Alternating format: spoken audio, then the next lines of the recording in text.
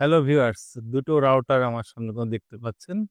দুটোই আপনাদের বেশ পরিচিত রাউটার। একটা আপনাদের TP-Link-এর C6US ভার্সন 4, এটা TP-Link 8 সিরিজের একটি রাউটার, এবং আমার কাছে আরেকটা রাউটার আমার হাতে আছে, এটা টেন্ডার AC10 রাউটার। এই দুটো নিয়ে রিভিউ করার একটা কারণ, এই দুটোর প্রাইস রেঞ্জ প্রায় সেম না, সেমি প্রাইস রেঞ্জ। এখন কেউ যদি জিজ্ঞেস করেন যে কোন রাউটারটা আমি নেব, এখন সেই বিষয়টা নিয়ে আমরা আলোচনা করছি। দুটো রাউটার আমরা মোটামুটি বিভিন্নভাবে চালিয়ে বা টেস্ট করে দেখেছি। দেখে আমাদের যেটা রিভিউ লেগেছে সেটা আপনার সাথে এখন খুব শর্ট টাইমে ডিসকাস করবো। এত ডিটেল ভিডিওতে আমরা যাব না। দুটোই 1200 Mbps এর রাউটার, দুটোতেই 2.4 GHz এর একটা ব্যান্ডউইথ এবং 5 GHz এর একটি ব্যান্ডউইথ দেওয়া আছে। দুটো রাউটারের স্মার্ট ওয়াইফাই কানেক্টিভিটি আছে। স্মার্ট ওয়াইফাই বলতে 2.4 আর 5 GHz একসাথে হয়ে একটা কানেক্টিভিটি দেয়, যেটাকে আমরা বলি স্মার্ট ওয়াইফাই।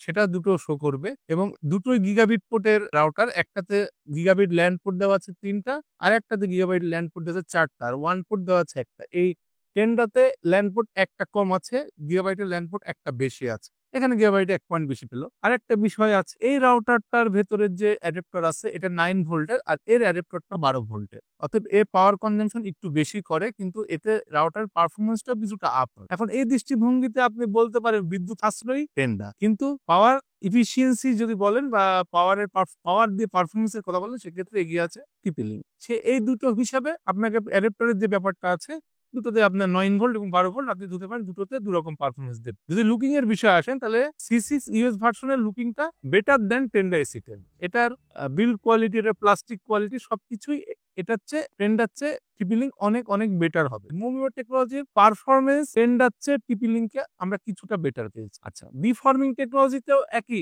রেজাল্ট দিয়েছে, টেন্ডার চেয়ে কিছুটা TP-Link এগিয়ে। এবার আসি আমরা যে ওয়াইফাই মেশ কম্পাটিবিলিটির যে ব্যাপারটা আছে, এটাতে দুটোর পারফরমেন্স প্রায় সেমই পেয়েছি। যদি আপনি স্পিড টেস্ট বলেন, স্পিড টেস্টে দুটোর পার্থক্য খুবই যৎসামান্য, প্রায় সেমই বলা যায়। আরেকটা ইম্পর্টেন্ট বিষয় আমরা এখানে আলোচনা করব, বুটিং টাইম। TP-Link-এর যে সফটওয়্যারটা ইউজ করা হয়েছে তাতে অনেক বেশি ফিচার আছে, যে কারণে TP-Link-এর বুটিং টাইমটা অলমোস্ট 1.30 সেকেন্ড, মানে 1.5 মিনিটের মতো। যে জায়গায় টেন্ডার খুবই অল্প সময়ে অনলি 30 সেকেন্ডের মধ্যে এটা বুটিং হয়ে যায়। অর্থাৎ বিদ্যুৎ চলে গিয়ে এসে আপনাকে টেন্ডার দ্রুত কানেক্টিভিটিটা ইনশিওর করবে। TP-Link-এ অলমোস্ট 1.5 মিনিট টাইম লাগবে। এটাতে বুটিং টাইমের একটা ইস্যু থাকে। আর রেঞ্জের কথা যদি বলে, টেন্ডার রেঞ্জের চেয়ে TP-Link-এর রেঞ্জ কিছুটা বেশি, কিছুটা বলা যায় না, অনেকটাই বেশি। ধরেন 16-20 ধরতে পারেন আপনারা। মোটামুটি এটা দুটোতেই 1600 স্কোয়ার ফিট, 2000 স্কোয়ার ফিটের কাছাকাছি কাভারেজের কথা বলা আছে। তবে মোটামুটি TP-Link-টা 2000-এর কাছাকাছি কাভারেজ করে, কিন্তু AC10 টেন্ডার এটার কাভারেজটাই ধরতে পারেন 1500-এর মতো। সেট আপের বিষয়টা যদি বলেন, আপনার ঘন ঘন রাউটারটা সেট আপ করলে কানেক্টিভিটি প্রবলেম হয় বা অন্যান্য ইস্যু হয়, সেক্ষেত্রে টেন্ডারটা ইজি সেট আপ করা। এই টেন্ডার যে কেউ সহজে সেট আপ করতে পারবেন। TP-Link-এর সেট আপটা একটুখানি জটিলতা আছে, একটু কঠিন আছে, কারণ এ অনেক বেশি ফিচার সমৃদ্ধ। এটাতে একটা সিঙ্গেল করে প্রসেসর ইউজ করা হয়েছে, এটাতে ডুয়েল করে প্রসেসর ইউজ করা হয়েছে, যে কারণে পারফরমেন্স TP-Link-এর কিছুটা হলেও টেন্ডার চেয়ে বেটার পাওয়া যাবে। আর এজ প্যারেন্টাল কন্ট্রোল বা ইভেন অন্যান্য WPA3 সিকিউরিটি সিস্টেম, এগুলোতে দুটো প্রায় সেমই বলা যায়। তবে TP-Link যেহেতু অ্যাপস ইউজ হয়, এটা একটা অ্যাপস, একটা প্লাস পয়েন্ট, যে কারণে টেন্ডার চেয়ে TP-Link সবসময় কিছুটা এগিয়ে থাকবে। অ্যাপস দিয়ে আপনি ওভারঅল সবকিছুই রাউটারের কানেক্টিভিটি কন্ট্রোল করতে পারবেন। কে কোন ইউজার ইউজ করছে, কি ইউজ করছে না, তাকে ব্লক করা, বিভিন্ন কাজ আপনারা, এক কথায় যেটা আপনারা পিসি থেকে করেন বা ওয়েব ব্রাউজার থেকে করেন, ক্রোম থেকে করেন, সেটা আপনারা TP-Link-এর থিয়েটার অ্যাপস দিয়ে খুব সহজে করতে পারবেন, যে কারণে TP-Link সবসময় টেন্ডারতে কিছুটা এগিয়ে থাকবে। এখন যদি আপনি পয়েন্ট রেশিও করেন, AC10-কে আমি দেবো হচ্ছে 16, আর যে জায়গায় আমি TP-Link-কে দেবো 20। অর্থাৎ আপনার জন্য US4 ভার্সন TP-Link-এর এটা বেটার অপশন হতে পারে। প্রাইসটা যখন 3300 টাকা, হয়তো টেন্ডার আর একটু 100 টাকা বা 150 টাকা কমে বিক্রি হয়, বা 3000-এও কোথাও কোথাও বিক্রি হয়, তারপর আমার মনে হয় আপনার এই 200-300 টাকা বেশি দিয়ে TP-Link 8 C6 version 4 US version, যেটা এটা অলওয়েজ বেটার চয়েস হবে। আর ওয়ারেন্টি বিষয়ে আসি, দুটাই 1 বছরের সার্ভিস ওয়ারেন্টি দেয় কোম্পানি। সাধারণত ওয়ারেন্টির ক্ষেত্রে মেজর ইস্যু না হলে সার্ভিস করে দেয়, আর যদি ইস্যু মেজর হয় তাহলে নতুন ইনটেক বক্স দিয়ে দেয়।